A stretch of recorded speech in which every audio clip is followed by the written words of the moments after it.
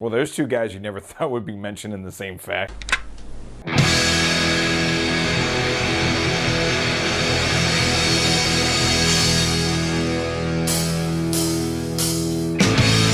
What's going on, everybody? Mark Hahn with your MHN Horror Fact of the Day. Still right in the middle of our 4-foot-tall, fun-sized killer week. Today's fact is about our favorite leprechaun that haunted our nightmares. That's me Lucky Charms. Delicious.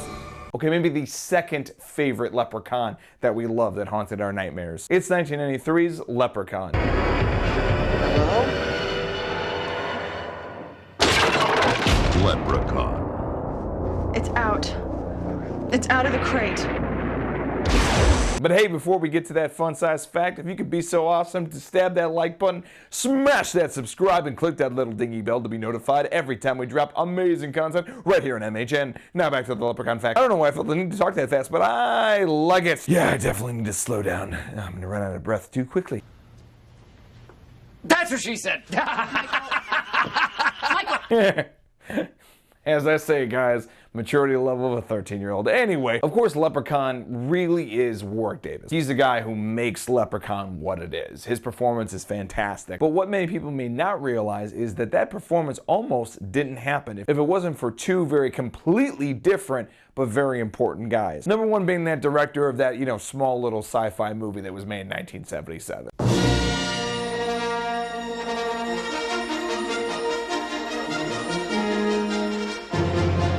You all know the joke. Yes, of course, one of the kings of the nerds, George Lucas. Warwick Davis at the time was under an exclusive contract with Lucasfilm not to work on any other film, obviously starring in Star Wars and also Willow. But Warwick Davis really wanted to do that, and George Lucas was gracious enough to let him out of his contract to go ahead and do that. And the second person was the vice president at the time, Dan Quayle. Warwick Davis is not from the United States, he's actually from the United Kingdom. And in order to work on Leprechaun, he needed a work visa. However, if Warwick went through the normal process of getting a work visa, it would have been too long, and because of the pending schedule in Leprechaun, he would have not been able to do it. So former Vice President Dan Quayle actually expedited his visa process to allow him to be able to work on Leprechaun. So both of these gentlemen actually had a special thanks in the credits in Leprechaun. I don't even have a joke for this. It's just I never thought in a million years that George Lucas and Dan Quayle were mentioned in the same fact. One of the very many cool coincidences going on in horror. That's awesome. It's really awesome. And that has been your MHN Horror Fact of the Day, and I have a comments challenge for all of you. If they were going to remake Leprechaun today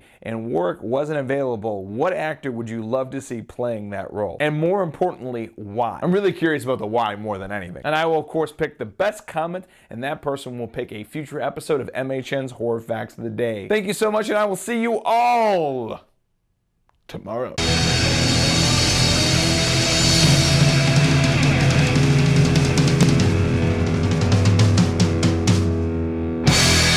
Fucking Dan Quayle and George Lucas. Couldn't believe it. They, big salute to both of you gentlemen. We got Leprechaun out of the deal. That's pretty fucking great. It's amazing how those little things, just those right things that needed to happen at that right moment are what makes the difference between a really, really memorable film and a not so memorable film, or a film not happening at all. It's just those little things that make the difference. It's pretty crazy.